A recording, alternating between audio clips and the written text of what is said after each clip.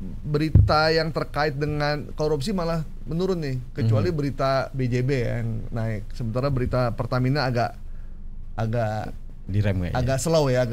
Apalagi pagar laut udah nggak usah kita bahas deh ya, udah karena dia di laut udah kelelep dah. Udah pagarnya udah dibongkar juga. Udah nggak kelihatan. Nah, bawah arus sudah isinya. Tapi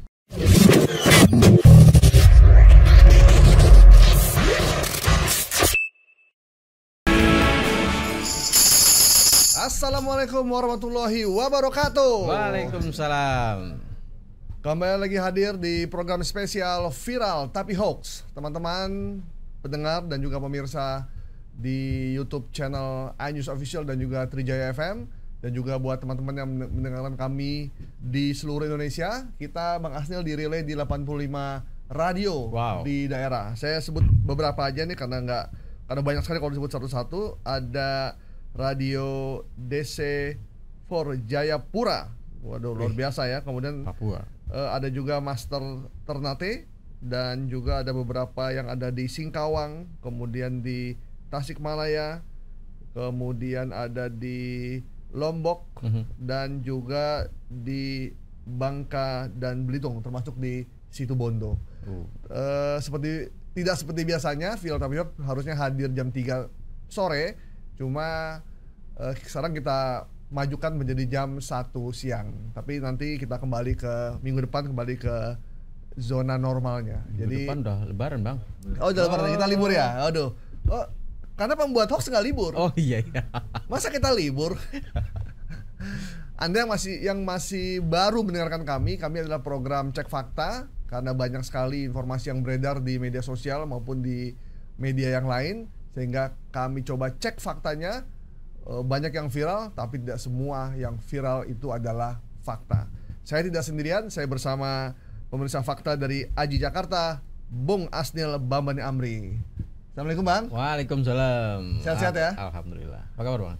Alhamdulillah. Kaos bagus nih. Iya, nih kaos baru ini. Stasi baru ya. Tadi malam makan sahur pakai kepala kakap atau kepala yang lain? Wah, kita kepala ikan aja. Kepala ikan ya, ikan kakap ya. Gini. Karena ada yang dikirimin kepala babi soalnya. Gitu. Buat teman-teman di Majalah Tempo ya. Teman-teman di Tempo ya. Kirim kepala kakap, kepala kambing. Kepala kambing gitu. Kepala ikan masih mending itu ya. Bulan puasa loh. Iya. Sebenarnya kejadian yang ada di Tempo kepala babi ini itu belum seberapa nih. Karena pada tahun 1983 ada wartawan Indonesia bernama Peter Arohi. Dia adalah redaktur Suara Indonesia di Malang. Pernah dikirimin kepala manusia. Wih. Sampai Peter ini 1983, ngerinding saya. 84. 83 sorry. Manusia. Sampai dia ini diminta sama Amnesty International maupun sama teman-teman dari IGGI Belanda untuk pindah ke luar negeri. Wow. Untuk melindungi dia, karena waktu itu kan waktu zamannya Petrus ya, penembakan misterius. Jadi banyak orang meninggal di pinggir jalan, dikarungin. Nah si Peter ini karena dia juga sangat pemerhati hak asasi manusia, nggak boleh ada orang ditembak seperti ini. Penjahat pun punya hak menurut dia. Kemudian dia memerintahkan semua reporternya untuk mencatat identitas mereka yang mati. Ternyata mereka yang meninggal nggak semuanya preman, gitu. Nah sejak saat itu dia tiba-tiba dikirimin kepala manusia. Dan dia teman-teman dari Amnesty International datang khusus menemui Letjen Pak Jenderal Murdani supaya melindungi Peter Arohi ini. Kemudian anaknya sahabat saya tuh, Bang Rohinho. Nah, pengagum Liverpool juga, jadi kita sama-sama di grup Liverpool nih. Nah, terus dia sejauh Indonesia, Bang, kalah, Bang. Akhirnya dia tidak mau pergi ke luar negeri.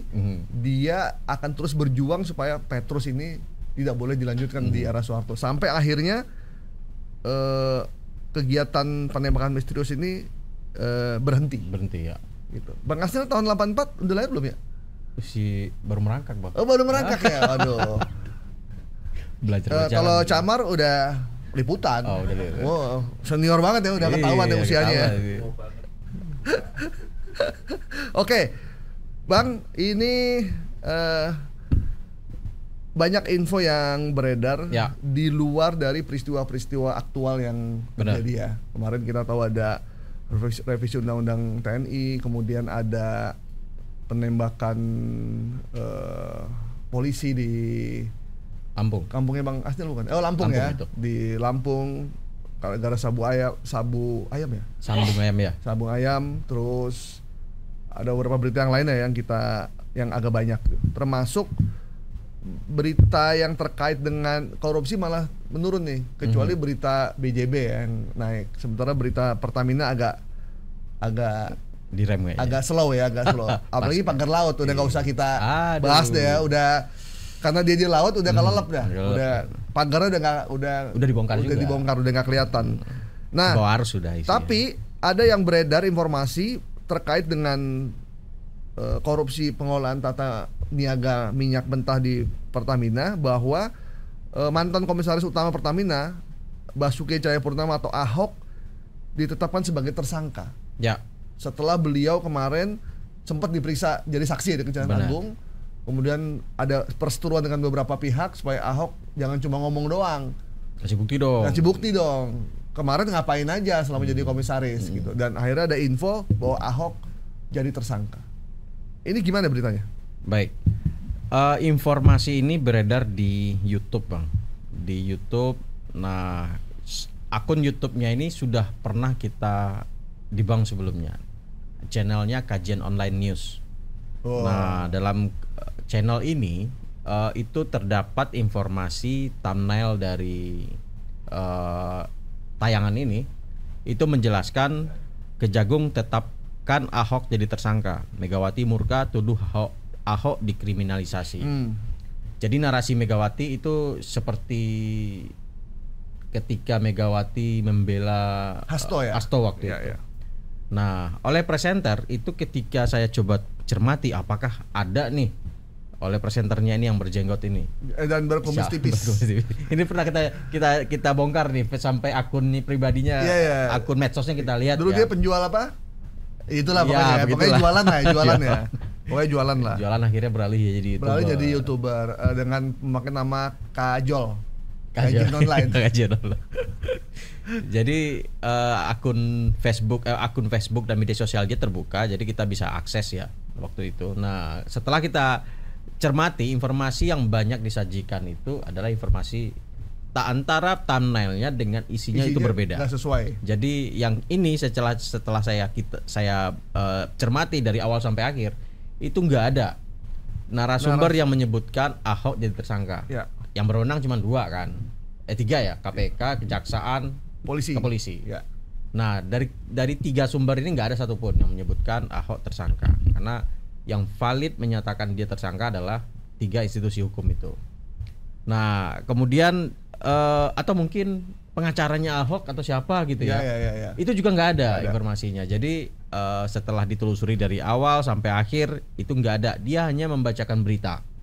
Dia membacakan berita, kemudian menayangkan penggalan video dari salah satu media televisi. Ya.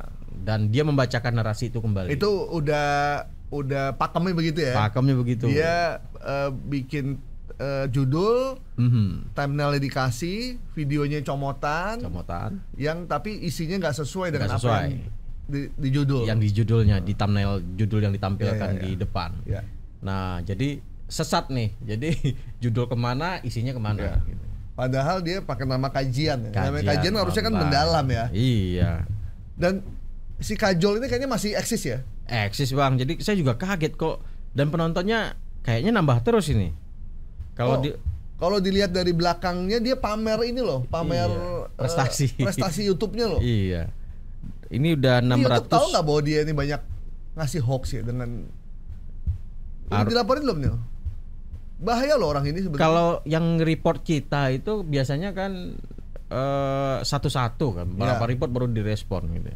Ya kalau publik mau ya bareng-bareng lah kita bisa report ini. Ya, ini ada akun YouTube namanya Kajian Online, tapi isinya nggak sesuai dengan kajian-kajian ilmiah yang lain, karena dia mengambil video dari media TV secara liar, diambil, dicomot tanpa izin alias maling ya, berarti dia ngambil nih kemudian dia kasih judul yang bombastis kayak seperti sekarang nih, Ahok ditangkap, terus tersangka, kemudian dia bacain berita atau bacain narasi yang sama sekali tidak ada statement sumber bahwa Ahok itu jadi tersangka. Dan ini menjadi pakem dia di video-video sebelumnya, gitu, video-video sebelumnya. Dan ternyata memang lumayan banyak ya. Iya. Dan sekarang channel dia itu beranak juga, Bang. Oh iya, ada juga yang menggandakan tuh. Beranak, ini ada kajian online daily, ada portal politik, kajian politik, Supreme Diktator. Itu punya dia juga atau? Iya, ini kajian online network. Oh, jadi, kajian online network. Ya. Udah bikin jaringan ya. Udah, berarti holdingnya kajian online. Kemudian anak usahanya ini. Ya, kajian online daily, portal politik, kajian politik, Supreme Diktator gitu. Aku belum bongkar yang anak-anaknya ini nih.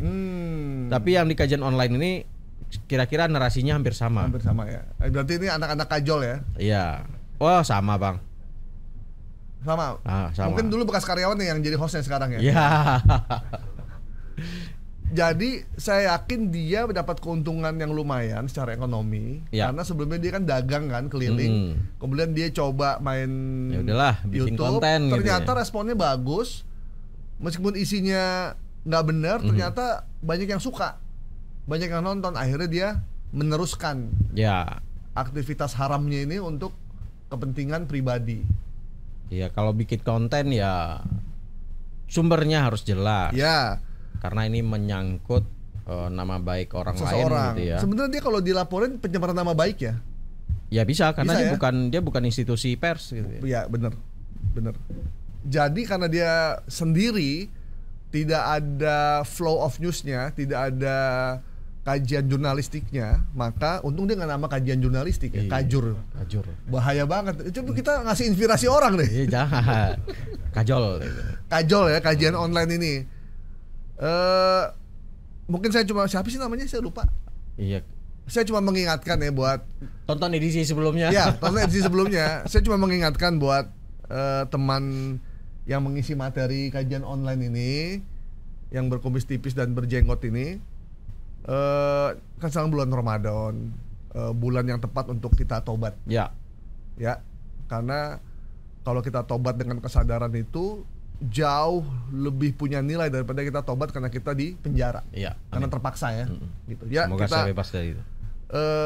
Doakan ya. Tapi semua yang dia sampaikan tidak ada satupun bukti dari institusi itu menyatakan bahwa Ahok itu menjadi tersangka. Nggak ada. Status terakhir Ahok jadi saksi, kemudian langsung pulang ke rumah ya. Benar. Nah, waktu itu kan ada juga beberapa media yang berhasil mewawancarai Burhanuddin. Jaksa Agung. Nah, Jaksa Agung cuma cerita juga kenapa tentang Ahok ini gitu. Tanya-tanya lah ya. Tanya-tanya terkait data itu. Banyakkan data saya atau data kejaksaan lah, kira-kira seperti itu. Ternyata menurut Ahok banyak data kejaksaan. Data kejaksaan ada banyak, luar biasa. Ahok mengakui bahwa data kejaksaan tuh lebih banyak dari data yang dia miliki. Burhanuddin juga bilang itu. Kita tunggu saja kasus korupsi di Pertamina akan seperti apa ujungnya. Apakah nanti akan sampai ke desa Kohot juga? Kita tidak tahu ya. Jauh banget, Bang. Iya kan, kalau Pagar Laut itu sampai Kohot doang udah. Iya. Iya kan? Iya. Apakah hanya akan sampai di 5 ini? Di 5 ini atau dia kemana-mana? Atau dia akan kemana-mana? Atau akan ada tersangka jilid 2? Benar. Karena logika korupsi itu kan seharusnya, Bang, follow the money kan? Iya. Nah, benar. Ikutin aja tuh uangnya kemana gitu. Ya. Oke. Berapa? 2000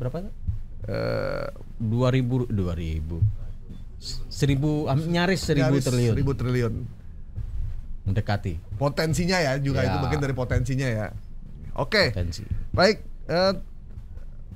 Informasi yang beredar bahwa Ahok ditetapkan sebagai tersangka dugaan kasus korupsi tata kelola minyak mentah. Kita nyatakan hoax ya. Hoax.